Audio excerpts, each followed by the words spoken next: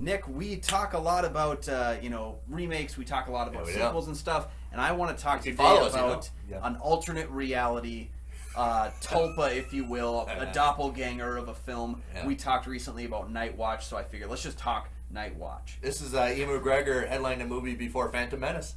Yeah, that's true. And he said he wanted this movie because he didn't want to have a big budget American movie. Which is very strange. Very strange. So we're going to talk Ewan McGregor in Old Bornedal's 1998 release Nightwatch, which is not Nightwatch or Nightwatch, but Nightwatch, today on Kyle and Nick on Film. Join us.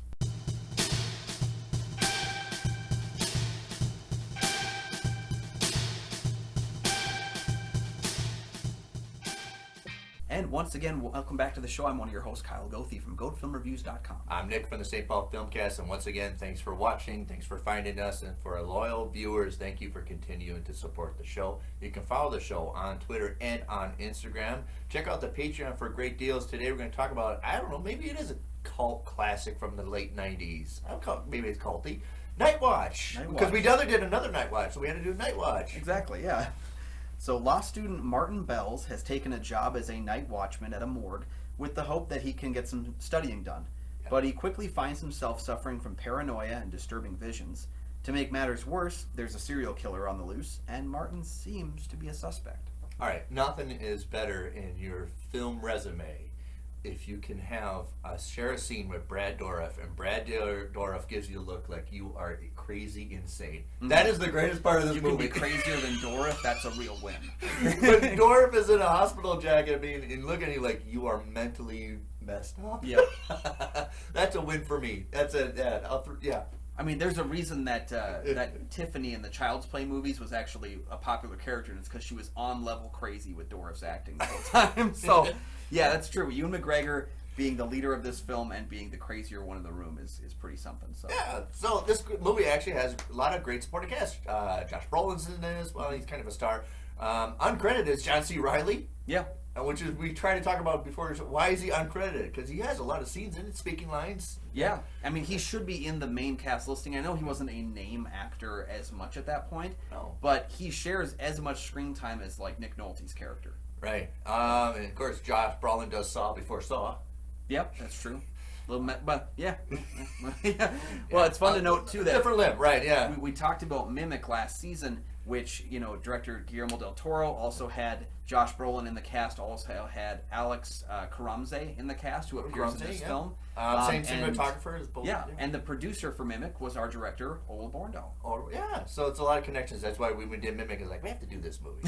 It's almost like very dark, shotly noir. I don't know why in late '90s everything had to be so dark. That's what Dark City, this movie, Mimic, everything is like, can we change a light bulb? No. 90s was, I think, the epitome of like, we had a lot of the people who we consider the Titans today were the ones, the Titans of today were the ones that were starting out in the 90s. Yeah. And it seemed like that almost more than ever was the time where a movie was popular and then we have to do the exact same stuff. So they got the guy who did the credit scene for Seven, and they were like, here, do some credits. And he does the 7 credits, but it's Nightwatch. You're right, bringing up 7, this kind of started like the noir, dark, dreary, late 90s stuff. Yeah. There's a murder mystery in this, who's killing all these prostitutes, but the real mystery is, what the hell is Laura Graham doing in this movie? She has nothing to do. They didn't give her anything to do. I think chopping her out, you wouldn't miss her, would you? No, she's trying really hard to be poignant in this movie at all the dinner tables. At the end, she's like, I feel so bad for you, Josh Brolin, but take her out, what the hell? I mean, and maybe her character only is there to teach us that Josh Brolin is a bad person. He is that awful. He's an unlikable human being in this movie. He is awful human being. And maybe it's that because then we get his charisma. He's a likable actor, so when we see him, we want to like him, but he does everything in his power to push us as viewers away. Right, and I think it's intentional. Steven Soderbergh is one of the co-authors of the book. The director, Ode, also wrote this based on a Danish version of this from like 1994. Same director, too. Same director, same name of it, but they want to kind of Americanize it. And, of course, legendary Harvey Weinstein, the piece of shit, hacked it to all the crap. And I think Laura Graham probably has a little more poignancy to this movie than... Yeah, so there's a number of changes that I'm aware of. Number of changes. And, I mean... As we know that first scene where the prostitute is killed was shot months after completion of principal photography. Because it looks completely different from the movie. Yeah. And it feels different. Bornedal didn't want to shoot the scene. he didn't shoot the scene. It was shot without his consent, and it was kind of hacked into the film because they wanted it to start with a more like popular, gritty kind of a thing. Whereas his original film started with much more of a mood and kind of just slowly built the mood. And the scene does seem out of place. I'd forgotten it was in the movie until we started talking about the serial killer like 40 minutes in, and I was like, oh yeah, we already saw one of those people, didn't we? Like it's not impressively done either. If it had been shot with because they use like maybe I Halloween point of view, killer point of view crap. Yeah. We made fun of that in the early 80s. Yeah. The blowout. We were past it. We were past it, and then they tried to like tie into like circular of the fan and rotate the camera around our eyes and use a lot of. We're going back full circle, but that's not part of the movie at all, right? Yeah. It feels out of place the entire time. Yep. Right. Lonnie Chapman is the old security guard. A lot of people that are maybe in their 50s and 60s recognize him from TV and television. He was kind of a character actor that popped in through a variety of shows and westerns and crime scenes. And it's kind of nice to see him in here. He's very crusty, as he always is. Super crusty. Are you scared? No, get a radio. Get your own radio. I love that. Yeah, I'm keeping the radio. You do what you want, but that's mine. And then just like So the weird 90s, things he says, though, where he like introduces him, like that's where I felt the film was at its strongest, was at the morgue night watchman setting. When you add in the elements of the serial killer, I kind of didn't care about that. I actually wanted more of a haunted house like story here. I did too. Because there's a lot of haunted house stuff going on. He sees people, from who are dead sitting, down in the hallway, and then he calls someone over and they're not there anymore. But I really like the idea that like something isn't right here, and that kind of goes away as soon as we reintroduce the serial killer elements at play, and it becomes kind of a different movie, and one that I was ultimately less interested in. The mega reveal at the end of the film was not the first thing I thought of, but it was like the second thing. I was like, if it's not this, it's going to be this. Oh, it is. Okay. I put in my notes when I watched this again. Bar scene. We really have time for this? And what the hell is with the bar scene? It doesn't feel. I want more time, right, with the morgue. Yeah. And the dark, old, very foreboding atmosphere. Yeah. Very noirish almost. Very horror noir, Scandinavian Gothic, for gosh sakes. Yeah. Which I think the original movie was. Yeah, and it's fun to note, too, that the original film starred Nikolai Coster-Waldau, who went on to play Jaime Lannister in Game of Thrones. So, like, it's kind of funny that, like, they wanted to Americanize the film, and they got an actor that eventually is very, very popular in America, not returning to play the role. But Ewan McGregor is really great in this film. I think... I'm very critical of the movie choices he made in the 90s. There's some movies he made where I was like, I like him, but I don't like this movie. I think he turns in a pretty solid performance here. Yeah. He was criticized during test screenings of the film to the point where the Weinsteins wanted him to reshoot some of his scenes better, and he refused to do so. And he was just in the movie too much for them to just completely film around him. So they had to just go with what they had. But I think he gives kind of an unhinged but understandable performance. They've seen the movie because his love interest in the movie is Patricia Arquette, and Patricia Arquette's kind of like, tell me about the bodies, dead bodies, and the gory stuff. And he's like, you don't want to know. And it's like, this woman battled Freddy Krueger. She wants to know, right? Yeah, give her what she wants. Yeah, that's fair. Well, yeah, she doesn't have a ton to do in the movie either. No, a lot of the female don't have really a lot to do with this one. And maybe it comes down to, I don't know, this could be an Americanized ideal, but I think both of the women just seek to tell us that both of the guys are not very great. I would attach Laura Graham, Patricia Arquette, and Alex. All three of them. It's all they do to seek to tell us that these aren't very good guys, and then why do I care about their plight as much? No. The moment they hire a prostitute, even just to mess with her, it's just kind of like, why don't you just do your job? Yeah. Be a better person. Be a better person about it, rather than having this restaurant scene. It's just so awkward for everybody participating. The movie has time for that. But I'd rather focus on being almost a creepy horror movie of, am I crazy at night, or am I imagining things, and then am I gonna call Brad Dourif down to... Well, let's not forget, you have great casting if you made it into more of a morgue movie. You have Brad Dourif as the creepy doctor. You also have Nick Nolte, who could be, if we were focused more on the morgue, he could be kind of the guy who's like, like the Tom Atkins of this Night of the Creeps. He's like kind of the older guy mentoring him, like getting him impressed. You could even bring back Lonnie Chapman for a few phone calls. It's like, what am I seeing here? What's going on? Yeah. The film, the morgue Night Watchman thing reminded me of the best elements of Mirrors, a film that came out in I think 2008, 2009, with Kiefer Sutherland playing a night watchman. And again, I like the kind of moody haunted house appeal of being a night watchman in the movie. In the late 90s, in 2000, I was actually a security guard, and you had to, when you did the rounds, for me it was a key card, and you had to go way back to the room to make sure you know that you actually did your rounds. So you had to go in that room, and that was in this movie, that in the morgue, it's way all the on that their turnkey, so it makes you time in your clock. And I don't think they explained that very much in the movie. They didn't. I was curious about that. So when you did the rounds, you had to okay, check this in, and someone's like a timestamp. Like, all right, he did his rounds. His key card is in that. So you had to almost do that every hour, and that's kind of interesting. They don't explain that very well in the movie, but that's the whole point of that turnkey is way back at the end of the morgue. So make sure you go in the room, check it, turn your key, and come back out. Yeah, see, that's the only thing I could think of that would have a purpose there. So I was like, it must be for that, but they don't really say it ever. No. Right. And it's a fascinating thing that you could have.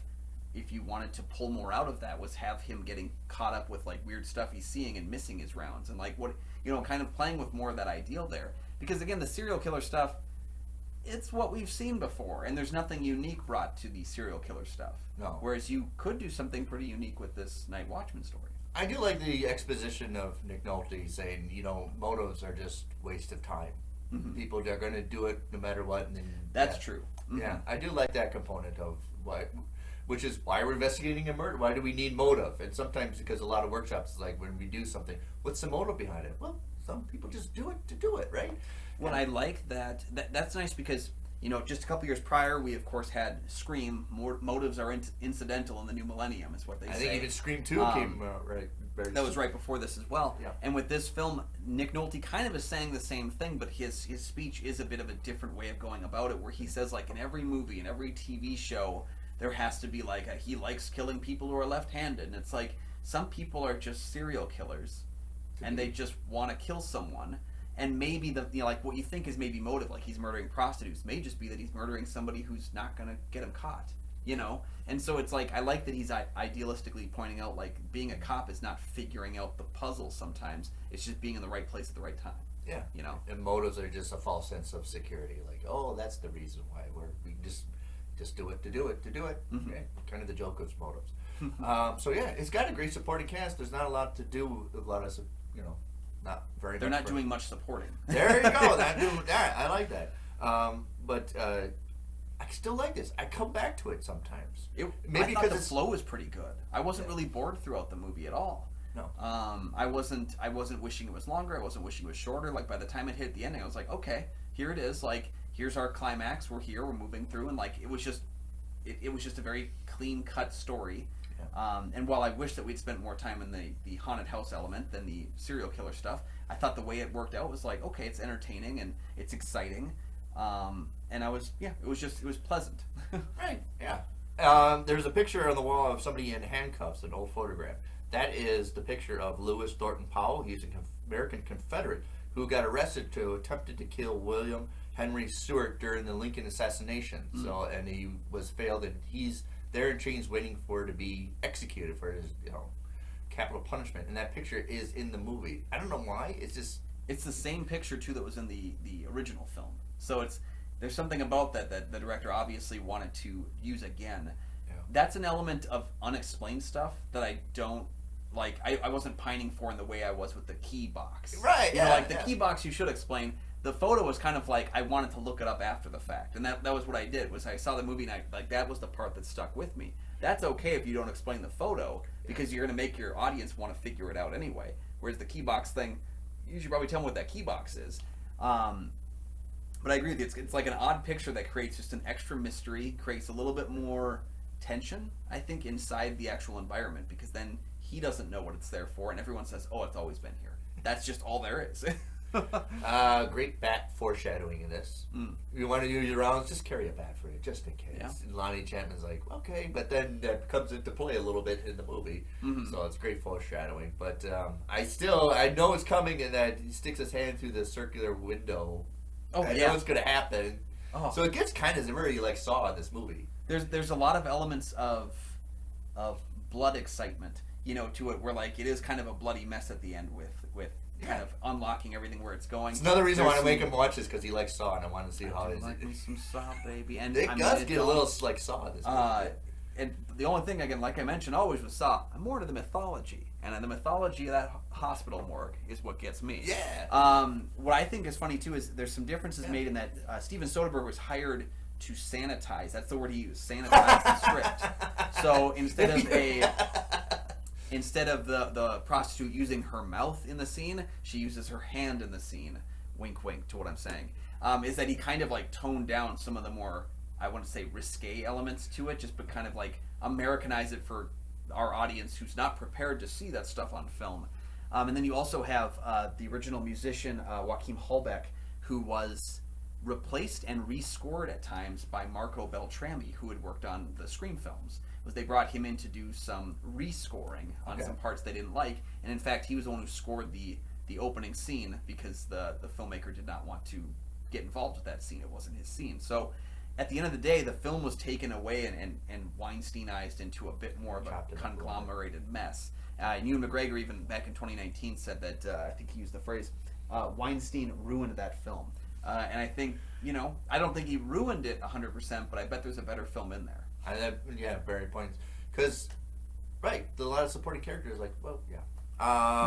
Unbalanced use of red, that's what I put on my notes. And you look at it, it's supposed to be almost like, I don't know, Sixth Sense, where you're supposed to like, oh, you're using red. But here it's a little more off. Like the prostitute's door is red. Red alarms are all the. So it's like trying and peppered, being clever with the use of red. It just seems unbalanced. It just seems really doesn't really fit very well. Or it's effective use in like Sixth Sense though. Yeah, and I think it's just because it's a color palette that doesn't really have a purpose. Yeah. There's a lot of times where the red is there, but it doesn't really mean anything. Right, in the whole dinner scene, the restaurants, all the walls are painted red and everything. So it's a lot of muted color. I understand the goal of it. It's a lot of muted earth tone colors, even at morgue. But you really want to make things pop with red as a sequence of important events, but doesn't really effectively use it. Yeah. Even though I know the intention of it. Yeah, it does just seem a bit lost though amidst the color palette of the film. Yeah. Like it's there. It doesn't really tell me something. It's not like the oranges in Godfather, where every time one of those shows up, something's going to happen. Yeah. It's kind of just, it's red. Like, it's there. Red. Her lipstick's red, overbearing red to show you the point. Yeah. It doesn't really as effective, right? All I thought about when I saw it is like, is it a hint at blood? Like, that's what we're doing? Okay. Like, that's kind of all I felt when I saw it. I think the movie looks nice. It does look a little cold, a little lifeless at times, but I think that's Scandinavian for you. Yeah, that's a Scandinavian filmmaker remaking his own film for you. Yeah, very. But I found a little more Scandinavian Gothic to it, a little more Gothic to it, and then a little more daring, right? Because for some reason they thought they need to Americanize it for American public, but and that's the thing that happened back then too. Is of course a couple years later we had a remake of The Ring, that had involvement. The remake of The Grudge had the same director come back to do it. We get that kind of occasionally throughout. I mean, Insomnia wasn't remade by the same director, but we have an Americanized Insomnia remake with Christopher Nolan. Yeah, that was a Norwegian horror movie. Yeah, and so it's so weird that we have these Americanized versions of films because we just refuse to read subtitles.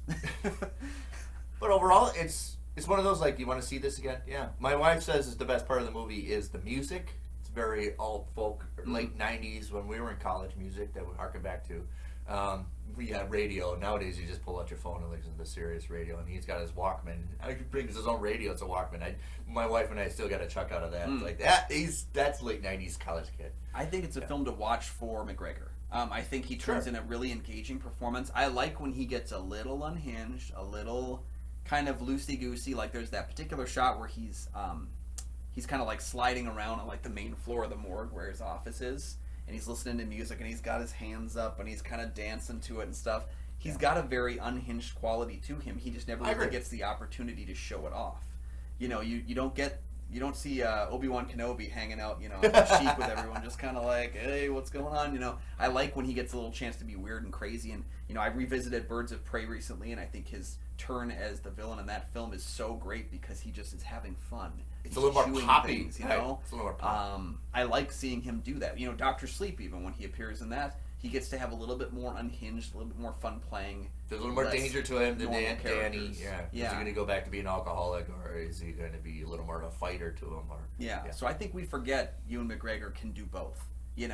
And that's, I think maybe that's the best part about his character in the Fargo TV show is he plays two twin brothers. and one is normal and one is unhinged. That's right. So we get both of them in that show. So I think it's a good stepping stone movie for McGregor. I think it showed him that maybe he does want to do some bigger budget stuff because he clearly has done some since.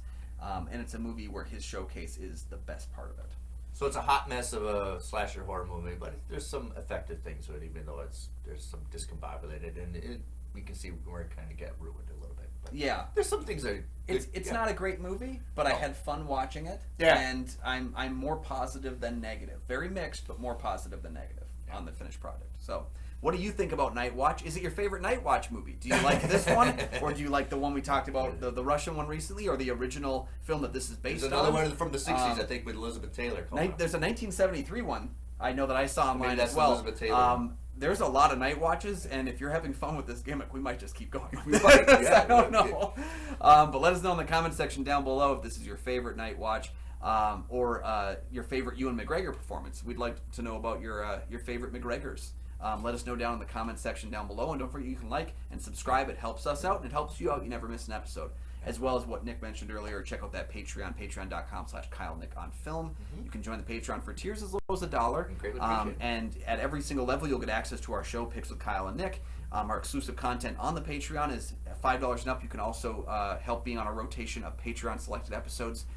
Join us for every single new episode that we have, and you can find my film reviews at goatfilmreviews.com.